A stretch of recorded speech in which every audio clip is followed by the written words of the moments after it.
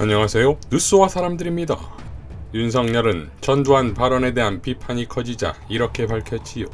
며칠 사이 많은 분들의 조언을 들었습니다. 소중한 비판을 겸허하게 인정합니다. 그 누구보다 전두환 정권의 고통을 당하신 분들께 송구하다는 말씀드립니다. 제 발언의 진위는 결코 전두환에 대한 찬양이나 옹호가 아니었습니다. 대학 시절 전두환을 무기징역 선고한 윤석열입니다. 제가 군사 쿠데타를 일으키고 민주주의를 탄압한 전두환 군사 독재를 찬양, 옹호할 리 없습니다. 국민 여러분이 더 잘 알 것입니다.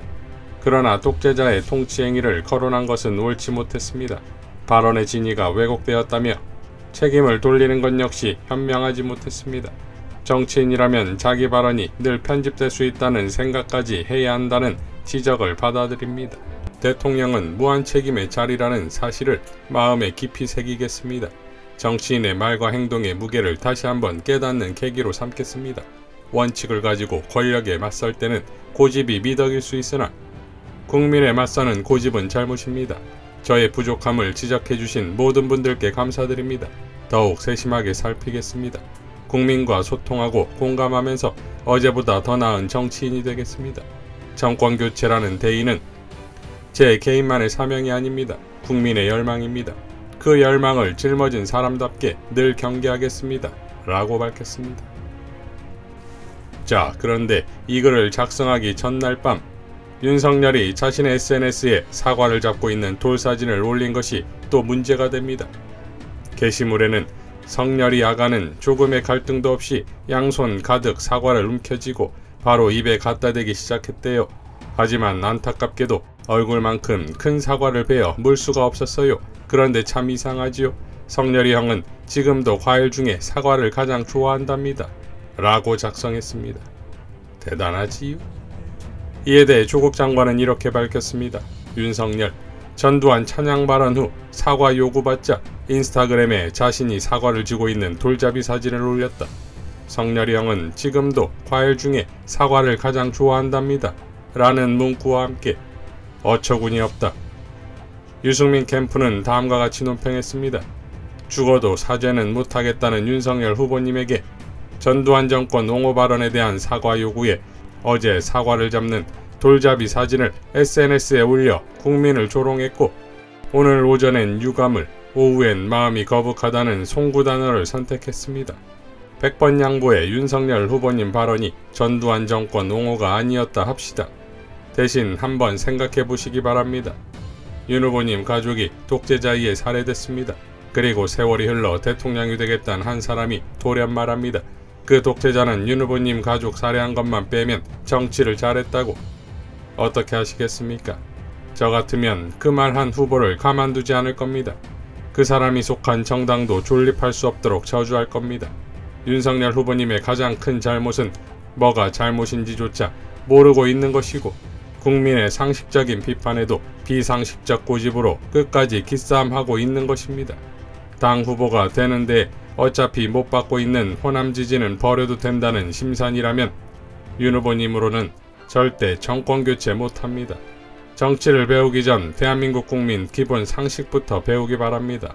라고 일갈했습니다. 제보자 조상훈 씨도 그렇지요. 사과라는 단어가 꼭 들어가지 않아도 사과라고 생각하는 윤석열 씨처럼 윤석열 대검찰청 수뇌부의 조직적 2020년 총선 개입 사건은 본인이 모른다고 주장한다고 모르는 게 되는 게 아니라 매일 보고받는 총장의 객관적으로 알 수 있는 지위에 있으면 아는 겁니다. 그게 일반 법상 재판부의 일관된 판단입니다. 황교익 작가는 오늘 아침 페북에 이 사진이 보이기에 예전부터 떠돌던 사진인 줄 알았다. 윤석열의 전두환 찬양 발언에 대해 사과하라는 국민의 목소리가 높자 윤석열이가 내놓은 사진이란다. 세상에 국민을 이렇게 조롱하는 정치인은 처음 본다. 이어 돌잡이는 한민족의 오랜 전통입니다. 돌을 맞은 아이의 미래를 위해 덕담을 나누는 풍습이지요. 돌잡이상에 올라가는 물건은 남녀에 따라 달라지는데 남자는 보통 쌀, 붓, 활, 돈, 실 등이 올라갑니다. 쌀이나 돈을 잡으면 부자가, 붓을 잡으면 학자나 관료가, 활을 잡으면 장군이 되고 실을 잡으면 장수한다고 하지요. 돌잡이상에 사과를 올린다는 말은 들어보지 못했습니다. 윤석열이가 받은 돌상에 사과가 있었고 돌잡이를 하고 나서 사과를 잡고 돌사진을 찍은 것으로 보이는군요. 윤석열 캠프 사람들이 윤석열 돌사진에다 사과를 강조한 글을 붙여 올린 것을 보면 인물 스토리를 조작해내는 능력도 부족하고 시민이 요구하고 있는 사과 요구의 무게를 감지할 만한 정치적 감각도 없어 보입니다. 윤석열 비슷한 사람들이 모여있다는 뜻이겠지요. 라고 일갈했습니다. 홍준표 역시 대체 어찌해야겠습니까? 대체 어찌해야 합니까? 김종인 위원장이 무릎을 꿇고 이준석 당대표가 취임 첫날 광주를 방문했습니다. 당 의원들이 호남특위를 발족해서 봉사활동까지 했습니다. 5.18 유족회 초청도 받았던 국민의힘입니다. 제처가 호남인지라 마음의 빚이 왜 없겠습니까? 전두환의 공가를 따진다니 전두환이 공가를 따질 인물입니까? 박근혜 정부만 해도 170억 원가량의 전두환 추징법을 통과시킨 바 있습니다. 5.18 유공자는 괴물 집단이라 발언한 의원을 당에서 제명 처리하기 위해 노력한 바 있습니다. 저는 양심상 이번 언급을 그냥 넘어갈 수 없습니다. 왜곡된 역사인식으로 대통령직을 수행할 수 있겠습니까? 제가 당대표였다면 제명감입니다. 어차피 사과할 일을 가지고 깨끗하게 사과하면 될 일을 가지고 무책임한 유감 표명으로 얼버무리는 행태가 한두 번입니까? 우기고 버티는 것이 윤검사의 기계입니까? 참 어리석습니다. 국민 여러분, 당원 동지 여러분, 냉철하게 지적하고 올바른 선택을 해주셔야 합니다. 라고 밝혔습니다. 유승민 역시 5.18과 쿠데타만 빼면 전두환 대통령이 정치는 잘했다. 이 말을 한 사람이 감히 대한민국 대통령이 되겠다는 말인가? 5.18의 아픔 앞에 이런 망언을 한다는 것, 이 시대를 살아가는 인간으로서 공감 능력이 없는 건지 오직 표 계산에만 정신이 팔린 건지 아니면 평소에도 아무 생각이 없이 살아온 건지 참 경악스럽고 우려스럽다. 기업들에게 수천억 원 돈을 뜯고 세금을 훔쳐서 자기 주머니에 수천억 원 비자금을 챙겨서 말 잘 듣는 똘마니들에게 나눠주는 식의 썩어빠진 부패 정치를 윤 후보는 잘하는 정치이고 조직관리라는 말인가? 이런 저렴한 역사인식과 몰상식한 사람이 보수의 예비후보로 대선에 출마한다는 게 너무나 부끄럽고 창피하다. 품격이라고는 찾아볼 수 없는 막가파의 망언이다.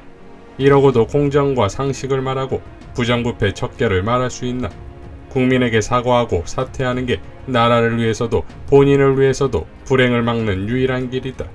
이런 사람을 대선 후보로 뽑는다면 보수 정치도 끝장이다. 라고 일갈했습니다. 자, 그러니까 전두환 발언보다 더 충격적인 것은 사과하지 않는 것이었고 그것을 사과 사진으로 대국민 조롱까지 했다 이겁니다. 여기서 또 한 번의 충격이 있지요. 사과 사진을 또 올렸습니다. 어릴 적 아버지가 사다준 추억의 사과에 대한 것으로 아버지는 성렬이 형을 위해 한동안 노란 인도 사과를 매달아 놓으셨답니다. 지금도 성렬이 형은 인도 사과를 보면 꼭 사서 어린 시절을 추억한답니다. 뭐 이런 내용입니다. 자, 윤석열의 의식구조 소름 돋지 않습니까? 이 정도면 원희룡 부인 강윤영 씨는 혹시 윤석열을 이재명으로 착각한 건 아닙니까? 전우영 역사학자는 이렇게 밝혔지요. 신경정신과 전문의로서 진료도 하지 않고 진단할 정도의 도덕성을 가진 국민의힘 원희룡 씨 부인에게 묻습니다. 전두환이 정치 잘했다고 했다가 사과하라고 요구를 받자 자기 인스타그램에 사과 사진을 올려놓고 사과를 가장 좋아한다고 쓴 윤석열 씨의 정신과적 질환명은 무엇인가요? 라고 일갈했습니다. 윤석열이 사과 사진으로 표현했듯 같은 방식으로 메시지를 전하며 마무리하겠습니다. 이상 뉴스와 사람들이었습니다. 시청해주셔서 감사드립니다.